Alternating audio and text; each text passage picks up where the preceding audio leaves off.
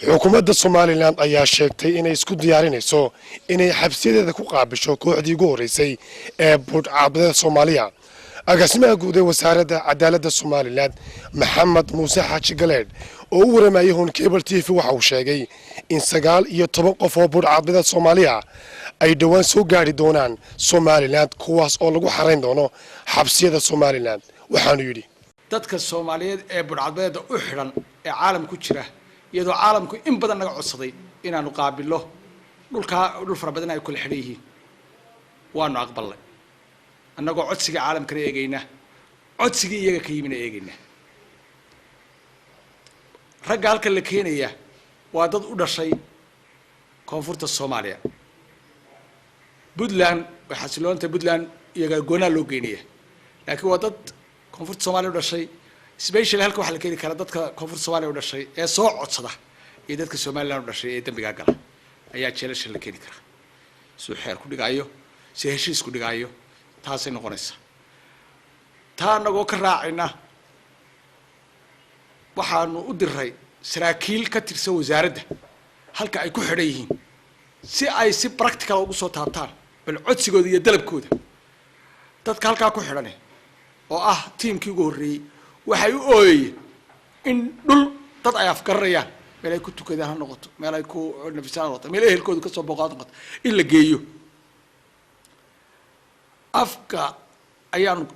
afkooda ayaanu ku wareysanay iyagaa soo hadlay iyagaa yidhi dalbaday in la geeyo Somaliland iyagoo oo ka eegaya dantooda noloshooda iyo ayatiinkooda dambe iyo ehelkoodu si ay dhul ay ka soo boqday iyo ka eegaya ka waxa weeyaan waanu diyaar gareynay halkii ay joogi lahayn halkii ku xidhnaan lahayn halkii ay joogi lahayn waanu ku diyaar gareynay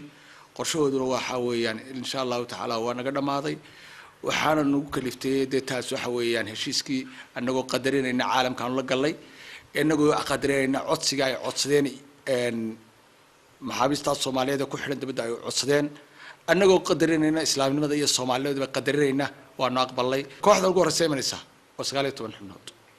19 qof iyo 19 qof magacooda magaca hooyadii halka ku dhashay daadiisa waxa la wixii soo dhawaad waxa weey qorayhiin qofna waanu la hadalay waana imanayaan waxaan soo aad markay nala hadlayeen ay ugu ooyeen in laga qaado oo armada real meesha laga qaado ay lahayd agaasimaha guud ee wasaaradda cadaaladda Somaliland Maxamed Xaaji Muuse Galeed waxa uu sidoo kale sheegay in tan ay qayb ka tahay heshiiskii beesha caalamka iyo Somaliland ay wada gaareen sidii xabsiyada Somaliland loogu soo xiri lahaa budhcadbadeedka Soomaalida. waxaanu yidhi marka taas waxa weeyaan process dheer bay soo martay si ay soo tihiin heshiiskii xukuumadda Somaliland madaxweynuhu hogaamiyaha ka yahay iyo ama si sanad ama dawladda Ingiriiska ka noqotay heshiis bay wada galeen heshiiskaas wuxuu maray baarlamaanka golaha guurtida ayuu maray halkaas oo xeerkaas la sameeyay xeerka budhcadbadeedda iyo xeerka transferka maxaabiista lagu soo rarayo process dheer buu maray xeerkii waa la baaskareeyay. Hamza Ali Bulbul, Hon Cable TV, magaalada Hargeysa.